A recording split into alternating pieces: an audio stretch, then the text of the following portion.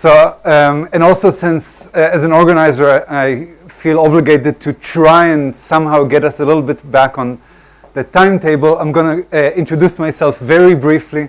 I will talk, I think, a little bit more about my time with Zvi in the evening. So I'll just say that I came to Zvi's lab as an undergraduate and stayed there for quite a long time. I'll talk about a few things later. Then moved, changed things drastically and moved to Barry Honig's lab in New York, and then spent a few years at Duke, not far from Bob's building, actually sort of setting up some of what I'll talk about later today. And I've been, I opened my lab at the University of Haifa, which is up here. We're actually, the building is not where research is usually done. That's where the administration is. We're sort of lower down and sort of the youngest life science faculty in Israel, but a lot of sort of new and exciting science that is going on. Today, actually, I'm going to continue to talk about G protein signaling, but before I get to this part of the talk, I want to explain what do I mean about us being interested in interaction specificity. So what you see here is supposed to be a cell. It's a hypothetical cell. What Ravi Iyengar did here, he took separate cascades that were studied independently and put them one on top of the other in a computer to create this hypothetical cell. But the problem is that in most cases, we don't really know, we know we can sort of now figure out with all modern techniques which proteins are in a given cell. We don't really know which proteins interact with other proteins and how this changes over time as accurate as we would like. Now, one of the main problems that prevents us from understanding this in detail is the fact that within a cell we have many members, in some cases, of the same protein family. So everything I circled here is a G protein. Not only hypothetically, but in real cases, when we have multiple members of the same family in the same cell, it's sometimes very difficult to figure out which of these proteins actually interact with other proteins and which cascades actually sort of control signaling in any given, in any particular cell. So obviously, two proteins will not interact if they're not expressed in the same cell and localized to the same part of the cell. But sort of in the lab in general, we sort of believe in a bottom-up approach where we're trying to understand, protein-protein interactions, and in some cases protein-membrane interactions, in as fine detail as we can. And then sort of from that, the goal is to try and go back up and trying to understand signaling in cells. And almost everything I'll talk about today is really at sort of this fine resolution. Now, in the lab, again, in general, when we talk about specificity at this level, at protein-protein interaction, there are sort of two types of specificity that we look at. One is cases, and this is what I'm going to talk about mostly today, where we have two families that interact, and on either side of this sort of interface, either family is more or less similar on a structural level. A different type of specificity that I'm not going to mention almost at all today is cases where we have one specific protein, but it interacts with partners that look completely different from one another. And it's a different kind of problem, and as I said, I'll only mention this briefly. So I'm going to focus mostly about these type of questions today. And the way that we try to address them, we try to combine computational approaches with biochemical and biophysical experiments. Now, when we talk about computations, everything here takes place obviously in 3 dimensions.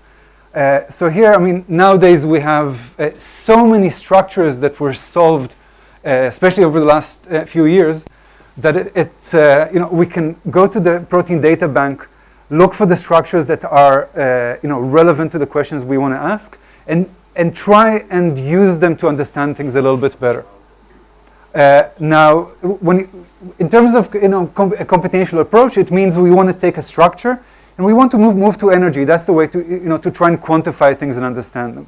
Now, there are multiple ways to take structures and calculate energies. I'm not gonna go into any of them right now. I think that for the students that are curious, I think that Mike Levitt's Nobel talk is a really excellent primer on the question of using energy to understand biology. But in our particular case, we use a method that was developed in Barry Honig's lab. And here's sort of something that people outside the field don't always appreciate, is that when you want to calculate energies, the part of the interactions that is really difficult to get correctly is everything to do with electrostatics. Now, if you compare different methods, it's not a question of twofold difference. It's many orders of magnitude difference in the results you get from different methods. And in most cases, it's really non-trivial to somehow correlate this with experiments. Now, what Barry did back in the 90s was take a different kind of physics called continuum electrostatics and show that it's actually much better and more accurate to calculate electrostatic interactions than everything out there. And it's still the gold standard for calculating electrostatic interactions for, in this case, a snapshot of a complex. So from all those multitude of papers from the 90s and the early 2000s, if we want to calculate the electrostatic energy of a complex, in this particular method, we take the complex, we put it on a three-dimensional grid, we can calculate the energy of this, and if we want a delta G interaction between the two proteins, we can just subtract the energy of either of both monomers and get the net delta G. And as I said, this paper and many subsequent papers, developed this approach, very deeply and broadly. Now, we wanted to understand things at the individual amino acid level. So we took this method and added another layer. So essentially what we do, we go through the proteins and we go residue by residue and we change the electrostatic properties of the residue. So it's sort of an in silico mutagenesis, but we're creating something which is not a real amino acid. It's the same shape of amino acid, but with neutralized charges in part of the residue or the whole residue. And by comparing the energy of this sort of mutated complex to the energy of the wild type, this enables us to get a contribution of a particular residue or even a part of the residue, just a side chain, for example. And this is sort of the basis for calculating electrostatic component of each residue to the interaction across the interface. Now, obviously, there's also nonpolar or hydrophobic interactions. We calculate them separately using a different method that looks at how buried this residue is in the complex. So this is sort of a very sort of quick sort of view of the methodology. And when we use this, as I said, usually we have multiple structures. And this turns out to be a huge advantage. Because what you see here, these are what the raw results look like. And obviously, you can't really understand what's going on. But it's actually much simpler than you think. Because the x-axis is the number of residue in the protein. And the y-axis is the energy calculated for the contribution of that residue. And the reason there are three graphs is that this is the nonpolar contribution. This is the contribution just from the side chain. This is the side chain plus the main chain. So if we take just one residue, each of these is the contribution in a different structure. Now, it turns out that crystal structures are not perfect, and they don't always show us exactly what what biology tells us. Now, what you see here is that in some cases, and this is all for a residue that's in the same microenvironment. In some cases, we don't see a contribution. Now, here we apply what we call the consensus approach, where we look at this, we say, okay, this is different. Let's look at the structure. In most cases, there's a particular reason. There is a side chain that points in a different way. Something is different on the other side. There are different reasons, but in almost all cases, we look at the structures and we can see where this is coming from. And then we can say, okay, this is a false negative, let's correct it. And we can do it the other way also for false positives. And this turns out to really increase the accuracy of the approach. Now, when we do this for multiple structures, we can sort of then either try and understand what's going on, or as I'll show you later, plan experiments to really understand what's going on.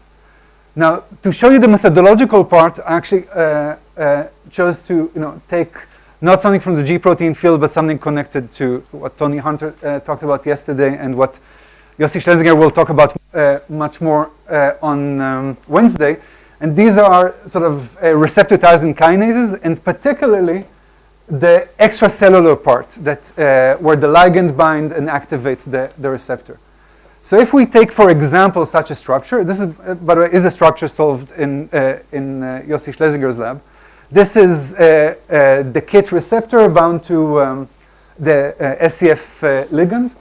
And this is just to show you how we visualize the results I showed you before. So what you see here, this particular analysis took the ligand and calculated the same way I just told you, which residues contribute significantly to the interaction with the receptor. Every residue that is above a certain threshold is marked as a sphere. And the colors tell us, what did the calculations tell us in terms of where does the contribution come from? Is it from the main chain? Is it from the side chain? Is there a non-polar component? Is there a combination of these? This is what the color code means. So this would be the picture of what the predictions are for which residues in the ligand contribute to the receptor. On the other hand, this would be the analysis of the interface between the two ligand monomers. And we can do the same, I'm not showing this here, we can do the same, for example, for the interaction here between the two receptor molecules. Now, these are all favorable interactions, but electrostatics is not always favorable. So I'm not going to go into this at all. But for example, here, there are some electrostatics that the calculations show are unfavorable and might actually prevent the receptor from binding too tightly without the ligand present. So this is sort of how we visualize things. And just to, again, I don't have time to go into the detail, so I'll just say that in all of this project, we had a very fruitful collaboration with the Niv Papu's group in Be'er Sheva, where they use directed evolution high throughput mutagenesis and assays to really sort of screen through a lot of these interfaces.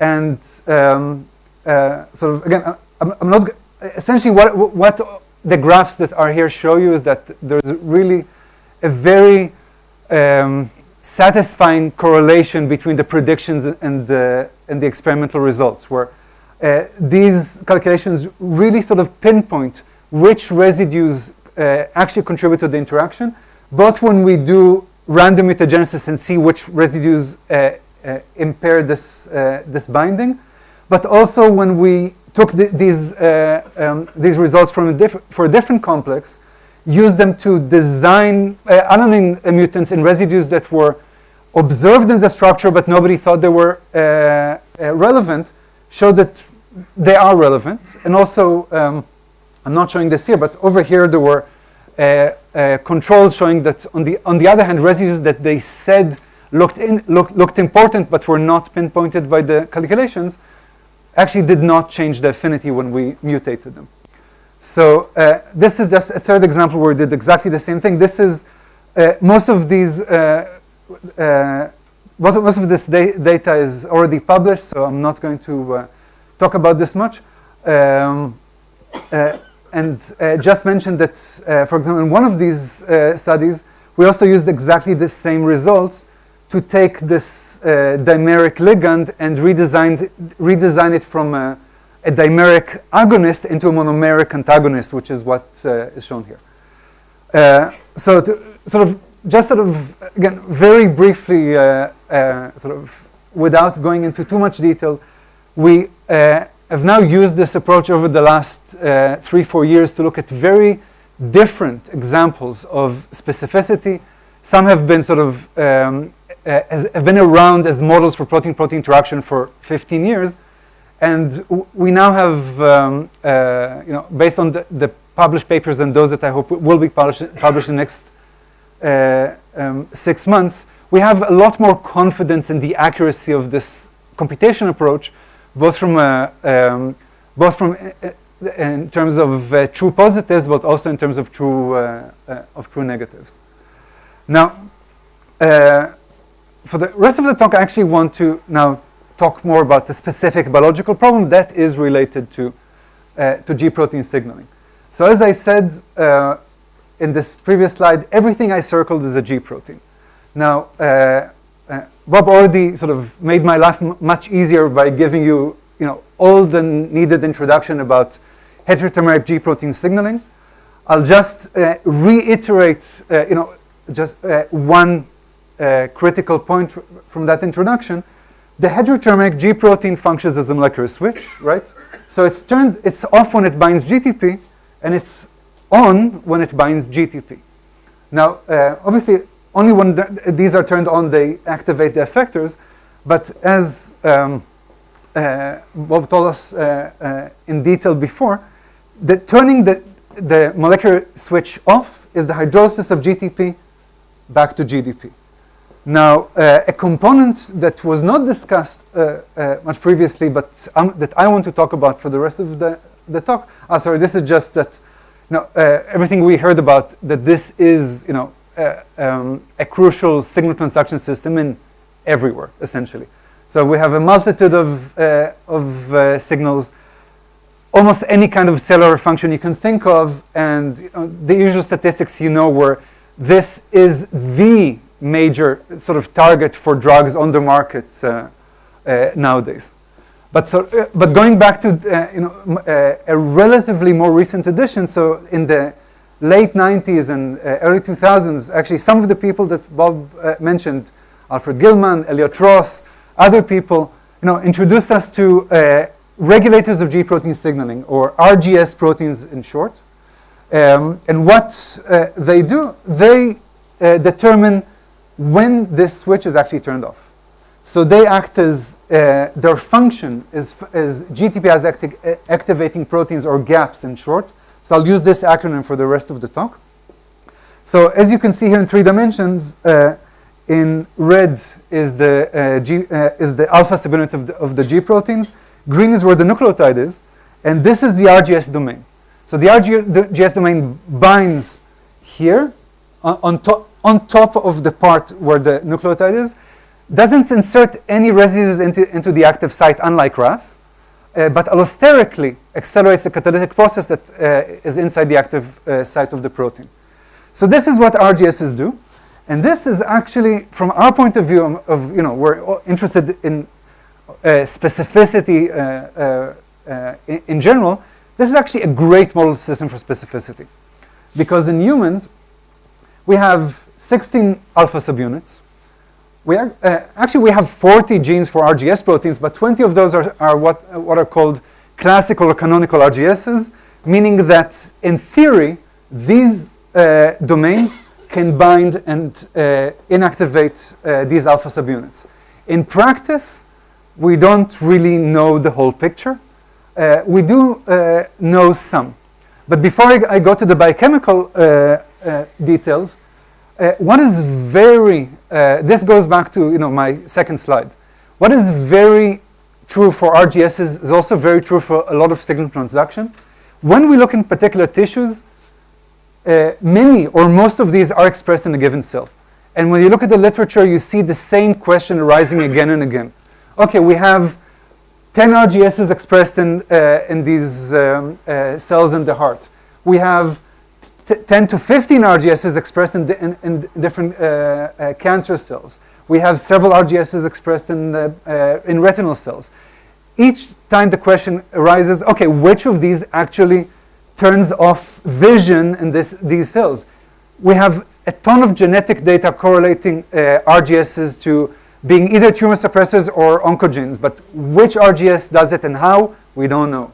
Same goes, there was a debate in the literature going on for the last 10 years about which RGS is actually responsible for the function in the heart? The answer is, I'm still not unsure when I look at the details.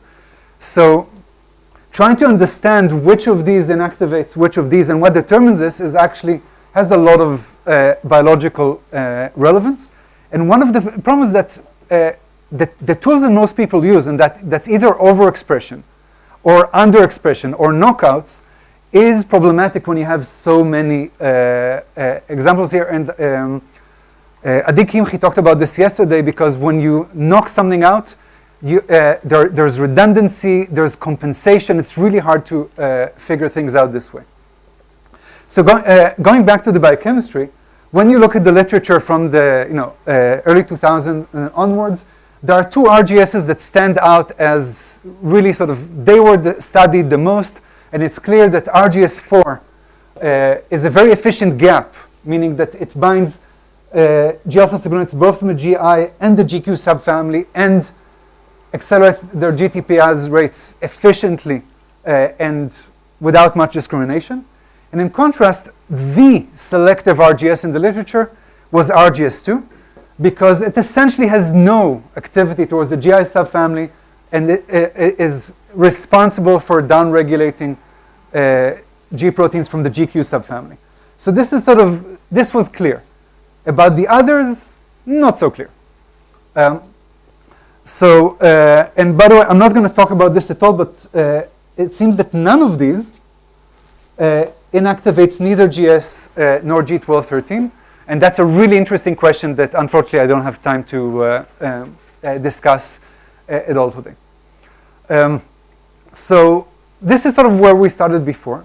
Now our way to try and figure out who against who is to start by taking these proteins, expressing them recombinantly in E. coli, purifying them, and start by testing their activity in a test tube.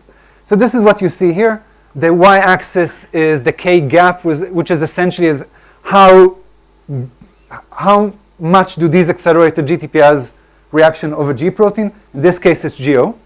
And what you can see here, so these are quite a few of these versus GO. You see that RGS4, as we know from literature, has high activity. RGS2 has no activity, again, exactly what we expect. Some of these have almost essentially the same activity, even though in terms of sequence, they're 30% identical. And on the other hand, some of these have much lower activity. And if you look at the sequence phylogeny, it's really hard to understand what is going on and where is this coming from. And actually, this is something that both us and other people have done. We try to look, many people try to look at the level of the sequence. What you see here are these 20 RGSs. Now, all you need to see is the color. Strong color means that these are conserved residues. And you can see most of the residues are not conserved. So in the case of RGS2, it was the Bloomer group and later Sidorovsky looked at the sequence of RGS2, saw that there were 3 conserved positions in most of the other RGSs. They were not conserved in RGS2, and they showed experimentally that you can change the specificity by changing these 3 amino acids. That was easy. What about the others? We don't have an answer. Apparently RGS2 was the only low-hanging fruit in terms of sequence. So both our group, but earlier Oliver Lichtarg, together with Henry Bourne and other people, tried to look at this and didn't really find anything at the sequence level that can explain specificity. Now, if you think about it from an experimental point of view, if you want to understand specificity, it's a huge undertaking, because alanine mutagenesis is not sufficient.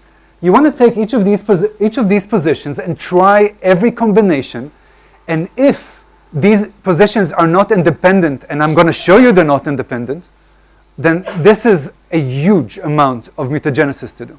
So essentially what I'm going to show you for the rest of the talk is that we use the computational part as a really efficient shortcut to minimize the experiments that we need to do to something that is really reasonable and achievable in a regular amount of time. So here, again, advantage is that we had a lot of structures of complexes of G-alpha subunits with RGS proteins. We analyze them the same way I showed you before computationally. And here I'm showing you the results just for some of members. They're all members of the same subfamily, the R4 subfamily. So the colors you see here is exactly what I showed you before in 3 dimensions. Every residue marked in the alignment by a color, it means the calculations predicted it contributes to the interaction across the complex. And the type of color tells us, is it coming from the side chain via electrostatics, a non-polar contribution, or what you see here. This is what it looks like in 3 dimensions when you look at the RGS domain through the transparent surface of the G protein. So when we looked at this map, what struck us is that it seemed that some residues seem to do exactly the same thing in terms of energy contributions in all of these structures. And some residues, it seemed that, by the way, all of these are high activity, so they have the same activity, but they don't have always the same residues contributing to the interactions. So the residues that differed between the proteins, we marked them with these purple triangles and said, we call them modulatory residues. And hypothesized that maybe because they're not conserved, maybe they determine specificity. I haven't shown you any specificity yet, but this was sort of the hypothesis. So if we color them by sort of these 2 classes, so red would be, we call them significant and conserved residues, and it's important to stress this. When we say conserved, the residue does not need to be conserved. It's the contribution, what it does, that is conserved. And this is the most prominent when you find residues like this, that the contribution comes from the main chain. If it's a hydrogen bond from the main chain, the side chain can be whatever you want, as long as it doesn't introduce any kind of steric interference. The residue in this position is completely not conserved, but from our point of view, the contribution is significant conserved. So these would be the red residues. The purple ones are what we call these putative modulatory residues. And what was interesting, when we looked in 3 dimensions, we saw that the red residues are sort of the center of the interface. There's a kind of an O-ring of modulatory residues around this core of significant conserved residues. So this is sort of gives us a map that then we can go and use to design experiments and try and figure out what is really going on here in terms of in quantitative terms. So I'm just going to, I took out some data. I'm just going to show you examples. So this is all unpublished data from Ali Asli, who's sitting over there. So Ali took a few significant conserved residues, mutated them, and showed that they are all classical hotspots. Mutate one residue, you can see what happens to the activity. So these letters are the positions on the left. I'll use this in the next few slides. Now, I'll tell you that we have some preliminary data that suggests, yeah, the effect is drastic, but if you see how drastic, not all of these are the same. And we hypothesize that it depends what part of the G protein they interact with, but unfortunately, I don't really have time to go into the what I find really interesting mechanistic questions as to how do we get gap activity. But when Ali started to look at different modulatory positions, this is a different picture. So some modulatory positions, a single mutation has no activity, or has has the same activity, or has a moderate effect on reducing the gap activity. And to get to the same level of impairment, we have to mutate 2 or 3 modulatory residues at the same time to get the same amount of reduction.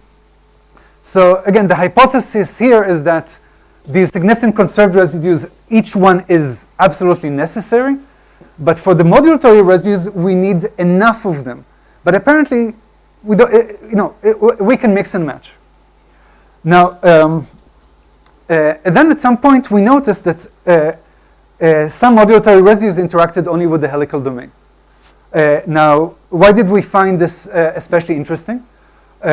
Because when you look at the helical domain, it's unique only to G alpha subunits. So all the small G proteins only have this part. So this is the part that Dudi talked about yesterday, that this looks like RAS. This is the helical domain that's found only in G alpha subunits. I'm sure Brian's going to talk tomorrow about their work that showed really sort of strikingly how the helical domain plays a role in nucleotide exchange and G protein activation. And even before that, it was shown that guanine nucleotide exchange inhibitors that prevent the activation bind quite a bit to the helical domain. So these are the two functions that were clear before we started. But when you look at the literature, I mean, you can see in the crystal structure that there are some interactions with the helical domain. But every time people try to take what they saw in the structure and do mutations, they couldn't see any function. So there were, if you look at the papers, there were lots of suggestions in the discussion, but no clear function to what is the interaction of what is the interaction of RGS proteins with the helical domain. What does it do? So we saw this and said, oh, maybe now we know which residues to mutate. So Ali took these residues and started to mutate them one by one, and eventually got to a mutant where he mutated all of them, and nothing happened. So even when we muted all of them, the activity didn't change. As you can imagine, this was not the most heartwarming news when we looked at this. And usually I skip the next part very quickly, but it took us a while to get to the next part, and actually realized that, remember that some of these RGSs have low activity? So we thought, why don't we see what is in the same positions? Now we don't have crystal structures of these RGSs with G alpha subunits, but we noticed that in the same positions I showed you before that interact with the helical domain, there are different and subfamily specific residues. So we modeled them in 3 dimensions, and this sort of suggested that maybe these different residues introduce something that impairs the interaction through the helical domain. So this is a hypothesis that's very easy to check. So what Ali did, he took these residues and inserted them into high activity RGSs. So you take just these two or three residues, put them into RGS16 or RGS4, and the activity goes down to the same level as the wild type proteins from the other subfamily. Now, when you take subfamily specific residues that are immediately adjacent to these as a control, nothing changes. Now we continue this, and so that we even found residues that might do the same thing even in members of the R4 subfamily, that most of those we thought were high activity, like RGS4. And by the way, I'm going to use this term. So we borrowed the term from the protein design field. In protein design, people talk about positive design elements and negative design elements. It's really simple. Positive design elements are, in this case, residues that enhance the interaction, add to affinity. Negative design elements are residues that reduce the affinity. And this is something that's, people have been trying to design proteins with negative design, and it's really hard to do this ab initio. But here, this enabled us to find negative design elements that nature already engineered for us. We just needed to find where they are. And in this case, for example, I'll show you just one example. We took this RGS18. This is the activity of the wild type. We changed just these residues with the residues we find at the high activity RGSs, and lo and behold, we get a full gain function.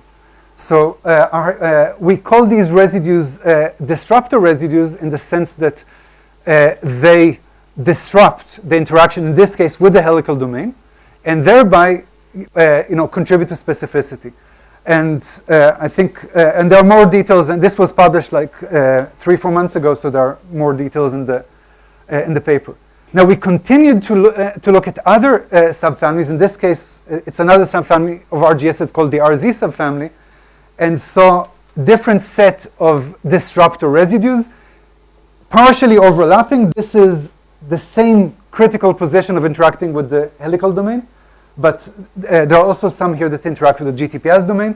Again, I'm not going to go into the detail, but we're sort of we're now at a point where we want to take these sort of proof of concept papers and expand them to really understand what is going on at the level of the whole RGS family versus the whole G alpha family. So this is, I've told you about this part. In the last few minutes that I have, I just want to give you sort of a taste of where this is going. So I've talked only about residues on this side. What about this side, on the G alpha side of the interface? So when we did the same type of analysis here, we saw that the residues that differ between the GI and GQ subfamily, almost all of them are in the helical domain. And when we looked at this, we thought GI, GQ. Remember what I told you before?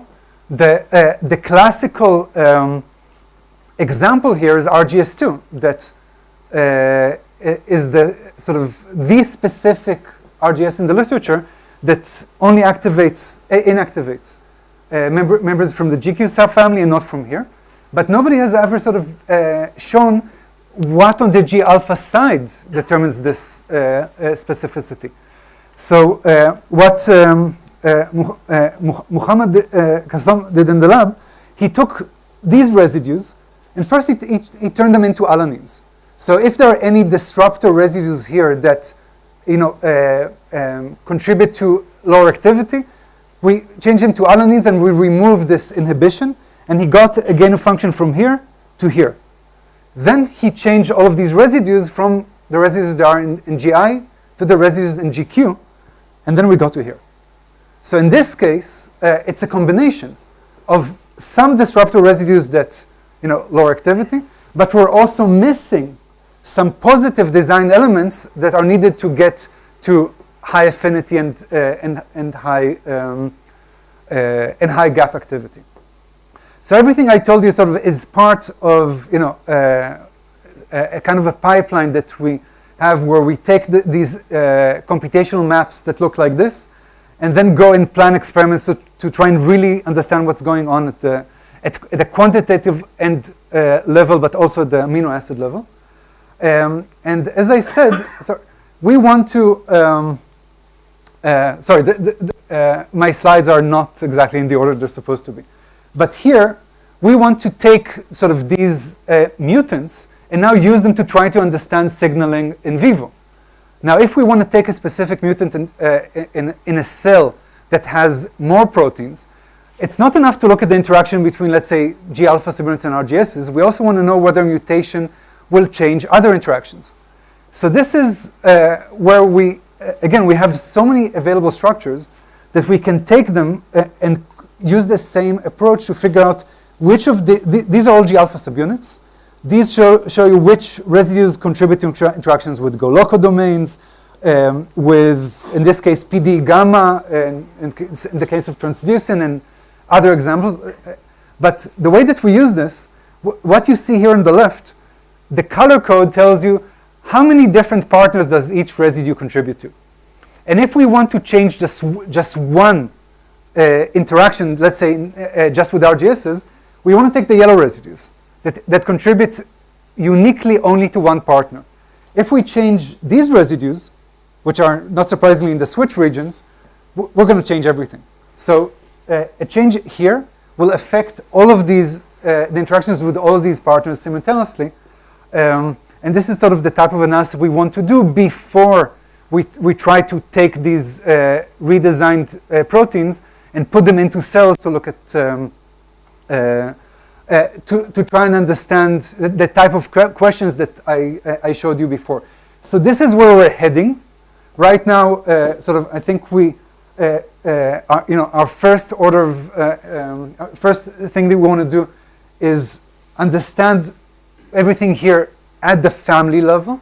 And once we can sort of understand specificity at the entire RGS and G alpha family, then we can really try and answer questions, as I showed you before, in heart rate muscles and visual cells and so on.